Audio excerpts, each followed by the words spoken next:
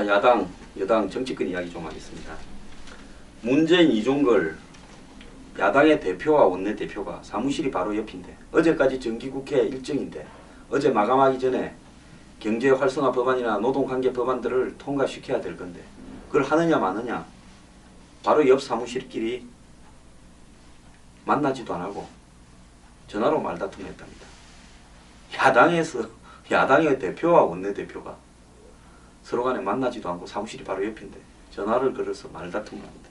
그러니 국가가 어디로 가고 예를 들어서 법을 통과시키고 이런 부분들은 한마디로 관심이 없는 겁니다. 경제 성장이나 민생, 경제 활력 이런 부분들은 알 바 없다는 겁니다. 그렇게 이야기를 하고 있습니다. 노골적으로.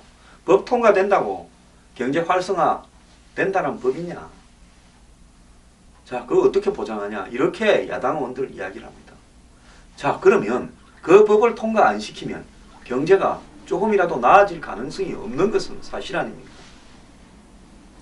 자, 지금 여당 내부에 벌어지고 있는 싸움의 본질은요, 총선 지분입니다. 어제 석간내일신문이 그렇게 이 진보 매체인데 그렇게 보도했습니다. 정쟁터가 되어버린 정치권, 본질은 총선 지분이다. 자, 역대 다 총선이 있었지만 이번 총선만큼요, 여야당이, 특히 야당이 내부에 집안 싸움을 해 제끼면서 법안이든 뭐든 본연의 업무를 포기하고요, 집안 싸움에 몰두하는 꼴을 본 적이 없습니다. 그렇다고 총선에 이길 만한 유리한 사안도 아닙니다.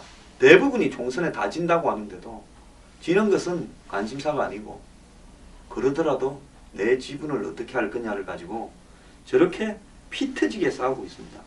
자, 대통령은 정치권을 비난하고 비판하다가 이제 야당을 지목해서 이야기를 했습니다. 청와대가 야당 지도부가 무기력하다고 담화를 검토하고 있다고도 합니다.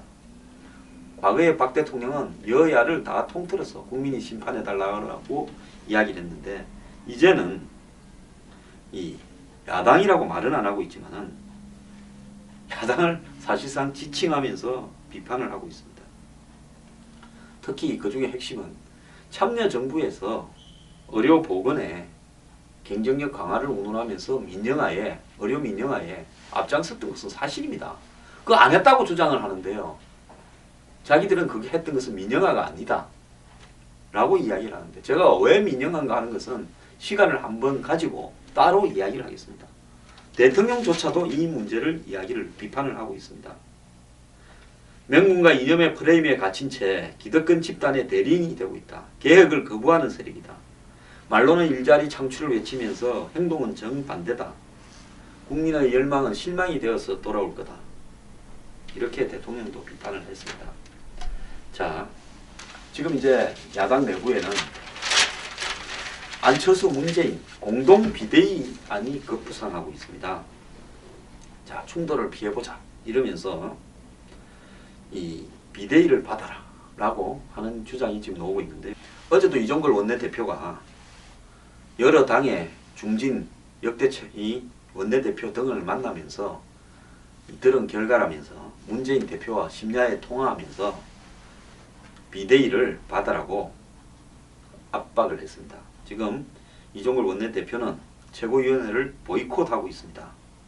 최고위원 두 명이 사퇴해서 흠결이 있고 기능이 많이 저하된 최고위원회에 참석해서 일을 하는 것은 적절치 않다면서 본인도 최고위에 안 나가고 있습니다. 자, 문재인 대표는 이런 원내대표의 당무 거부를 갖다가 비판하고 있습니다. 자, 당의 대표와 원내대표가 서로가 이렇게 문제가 있다고 비판하고 당무를 거부하고 있는 상황에서 어떻게 대통령이 아무리 떠들어봤자 속이 타봤자 법안이 통과되겠습니까? 지간 문제 때문에 안 되는 겁니다. 자, 이런 어떤 과정에서 안철수 계열은 기자회견을 통해 가지고 내주까지 수습 안 되면 탈당하겠다고 이야기를 하고 있습니다. 자, 지금 이제 등장하고 있는 합의안은 문재인 안철수 공동 비상대책위원회 체제라는 겁니다. 자, 박원순은 빠졌습니다.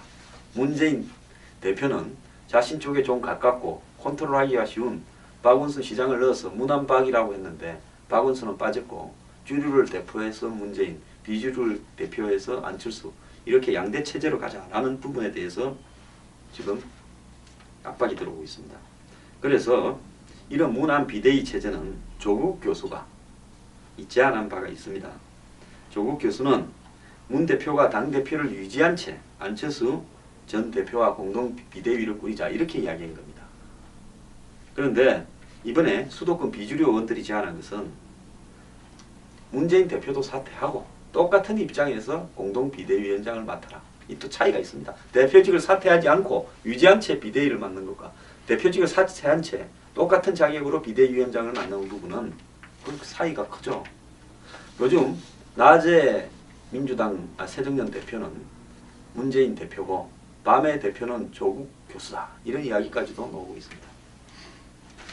자, 그래서 이런 어떤 대표직을 사퇴한 채 공동 비대위원장을 맡고 거기에 위원을 아마 계파별로 안배해서 넣는 이런 부분에서 문재인 대표는 자신의 사퇴라는 말이 들어가 있는 이런 비대위를 현재로서는 받을 가능성이 없습니다.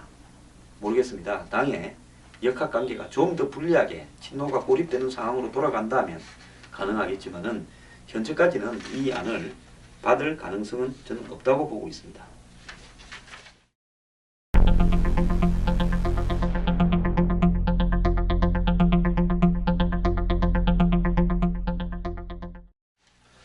자, 문 대표는 안철수 혁신안을 수용한다더니 최고위원회에서 비리 혐의자 탈락을 제도하자, 공천 탈락을 제도하자 거부됐습니다. 무죄 추정의 원칙에 따라서 이 반발이 나왔다고 그 핑계를 대면서 안 했습니다. 그러니까 서로가 주장하는 게요, 전부 맹분뿐인 한마디로 국민을 세상으로 장군멍군하는 거지. 나중에 안철수가 주장한 10개 혁신안을 실제로 문재인 대표가 받았는가 안 받았는가를 체크해서 따지는 사람도 별로 없습니다. 던질 때 그뿐입니다. 이 와중에서 여권 이야기를 좀 하면, 여권은 새누리당의 결선 투표 해석을 둘러싸고 개파 신경전이 벌써 벌어지고 있습니다. 자, 결선 투표를 어디에 하느냐? 서로 간에 1차 투표에서 근소한 이 득표차가 있는 곳만 하자. 그럼 근소한 득표차가 뭐냐? 어느 지역은 하고 어떤 지역은 안 할 거냐? 이런 문제를 둘러싸고 지금 또 싸움이 벌어져 있습니다.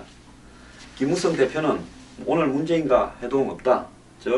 대통령이 지금 화가 나 있으니까 노동개혁법안을 어떻게 할지, 경제활성화법안을 어떻게 할지, 이제 임시국회를 그럼 어떻게 할지 협의를 해야 되는데, 지금 야당이 집안 모양이 저래 돼 있다 보니까 김무성 대표도 오늘 야당 대표를 만나서 별로 연호할 일도 없다, 이렇게 돼버린 것 같습니다. 자, 쟁점법안 처리와 선거구 획정 아직 안 하고 있습니다. 아직 안 했는데 정작 출마할 사람들은 아무도 초조해하고 있지 않습니다. 예비 후보들, 신인들만 초조하고 애가 탑니다. 저는 여야가 선거구 획정을 짜고 늦게 하고 있다는 제 생각이 맞다고 보고 있습니다. 자, 이 와중에요, 친박들은 어제 국가 경쟁력 강화 모임인가 가졌는데, 어제는 갑자기 안 보이던 실제로 탈박하거나 올박인 사람들이 다 와서 친박이라고 우글우글해서 자리가 없어서 임시 의자들을 갖다 각자 들고 와서 앉았답니다. 그러면서 누가 진실한 박이냐고 농담을 나누고 이랬다는데요. 이제 세력관계가 조금 뒤집어지는 것 같습니까? 그러다 보니까 또 멀리 도망갔던 사람들이 친박이라고 친박 모임에 나서가지고 자기 의자가 모자랄 정도로 왔습니까? 참, 기가 찬 일입니다.